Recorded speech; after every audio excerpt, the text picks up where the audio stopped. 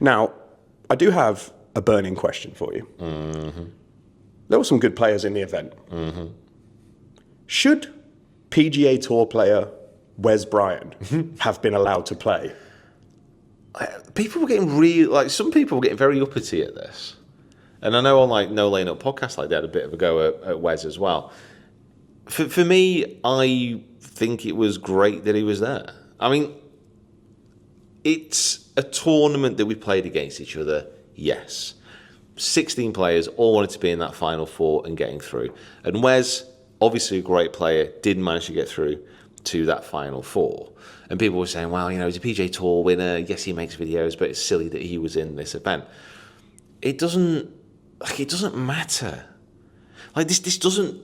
It doesn't matter, does it? I know what you mean. Like if we're being honest about it, yes, it would have been cool to win a bigger grill and to be in a PGA game. Absolutely fantastic. That's kind of like a money can't buy type of prize. What a chance that is. But it's on a Wednesday. We're not playing for any money. Like no one's life is gonna be changed because of this event. It's fine. Like it's okay. It doesn't matter. Nobody got up on Thursday morning like fuming the fact that Wes Bryan was playing in the Creator Classic. Like no one was like getting really angry. No one's like sat at the desk right now just like staring into space like, I can't believe it.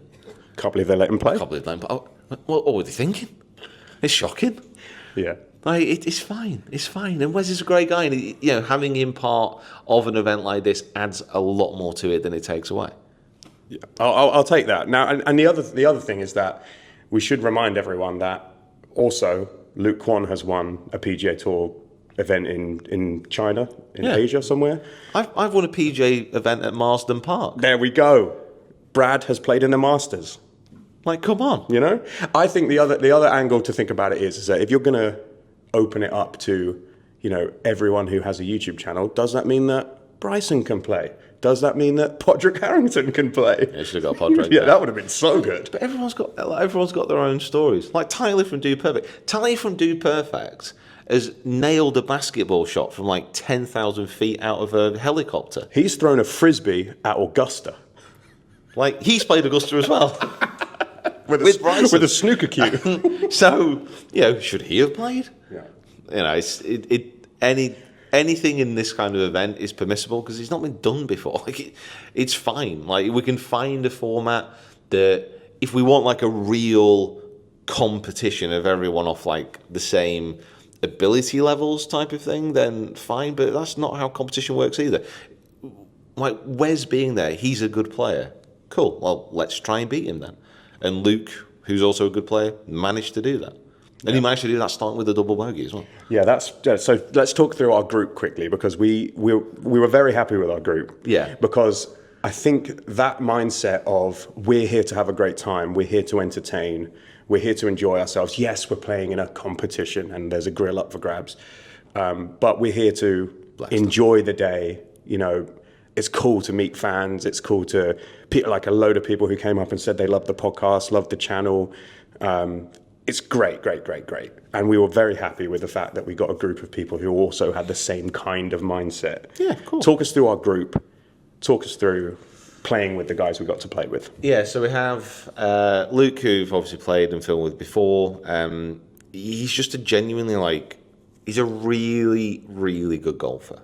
Like he's got such a good golf swing, and you can see and understand why he would win on like PGA sanctioned events. He's just a really good player, and when we film with him and what he's doing now, he's just a great guy. So it was in a very, very awkward position because if he'd have missed that par putt on the 8th, I would have been in the chip off to go down the last hole. Yeah, that's true. So I was kind of rooting for him and rooting against him. I was watching him putt, and I remember, I watched the footage back as well. You could just see, I could see myself what I was thinking, because I just had this smile on my head where I'm like, I really want him to make this because he's played really well.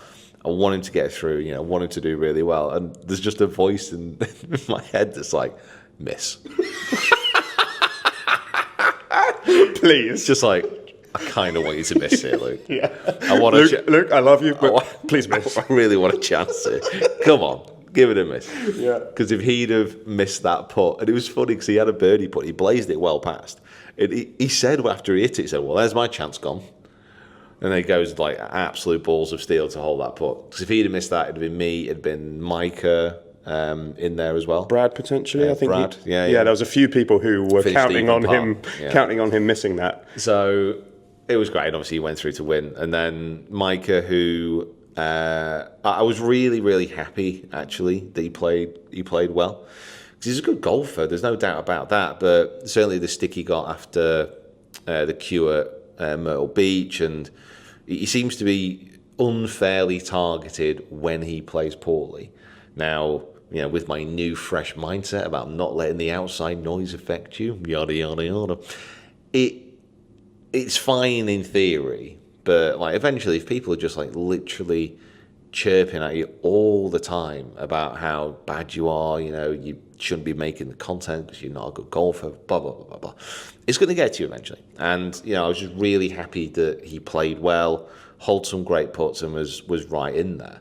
And obviously, we film with him, play with him, spent a lot of time with him. He's a really nice guy. Yeah, it was my first time meeting him, and I said, like, I have liked watching him on YouTube, before I got to meet him. And I said, like, I'm so happy for you, because I felt he did was like he silenced the critics a little bit, because in the past, at the Q, previous PGA, he's played some bigger competitions, and he hasn't represented himself in the way that I think he would have wanted to. So it was lovely to see him go out and be right in the mix all the way right to the end. Great. And also, like, one of the nicest dudes ever. He's so cool. He's got time for everyone.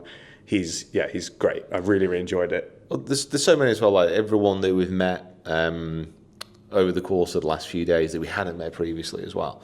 Like, they're all just like one of the best things about YouTube, and there are occasions where you do meet kind of YouTubers, and not just from golf, but we're talking like the whole kind of, what's the word, environment, the whole jungle of what YouTube is.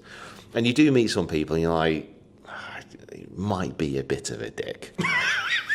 Yep, and we're going to name names right now. Down that camera, who do you think is a dick? But in golf, like, genuinely, I think we're really lucky that like, pretty much everyone that I've met, well, really everyone I've met, it's just been just normal, good people who like golf, just making videos and just realizing how lucky that we are to be doing this.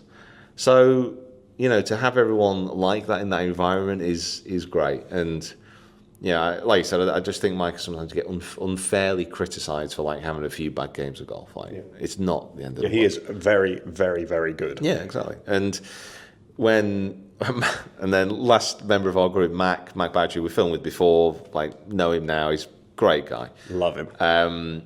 And he's been struggling. Like he's practically got a disassociated thumb. Yeah, his thumb had a different tee time to him. It's not connected to his body at the moment. So he was really, really struggling, but like gritted through, played. And again, like he was someone else who like got criticised for. He gets it online all the time. This is one thing which really confuses me. So one thing that Mack does like really better than anyone, not so much trick shots, but he can manipulate, move the ball, do things that really not many other people can.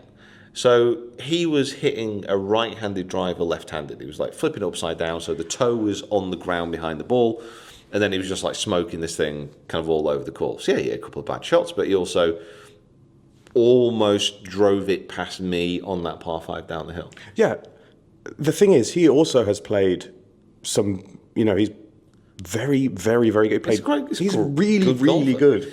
And like people like really get on his back about like hitting the shots which got him in this event in the first place. That's the other thing, is that like the reason they invited him was because he's really entertaining to watch. What do you want him to do? Go out and hit everything straight and boring? It's so weird. I found it really, really confusing. But also, potentially that was one of the criticisms of the event. So the production and the way that it was all handled was very much a PGA Tour style coverage on a new style of an event. And I think a lot of people would say that they watch certain creators and they're into YouTube because it's possible for us to bring our personalities out a lot more. Correct. And that wasn't possible to the same degree on this event. We weren't mic'd up, you know.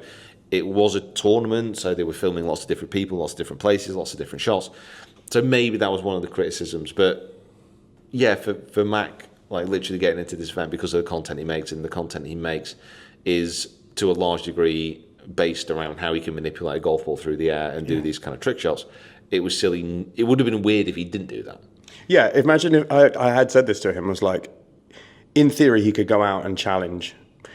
Obviously, like the way that he plays golf is to enjoy himself and to provide entertainment. He's not going out there to try and win the flaming thing. He said that beforehand. He was like, I don't care about winning. I just want to have a great time, and I want to get some clips from this of me doing crazy stuff that I'm really good at. So that was his attitude, and it worked. And you know, we've been doing this long, and I've been doing this a long time now, to know that if Mack had just played his like a normal golf game, so he'd like try to hit it down the middle, you know, find the greens and all the rest of it, the same people who were like, oh, I can't fucking imagine what they sound like. Oh, I can't believe you were fake. You were hitting these right-handed clubs left-handed and not taking it seriously. If he'd have played normally, they'd have been like, why weren't you doing your trick shots and bending it round the corner? I can't believe it. You cannot make everyone happy. There's absolutely no way. And you know what? She'll want to make everyone happy. Because you know what? Not everyone deserves to be happy. Wow. That's savage.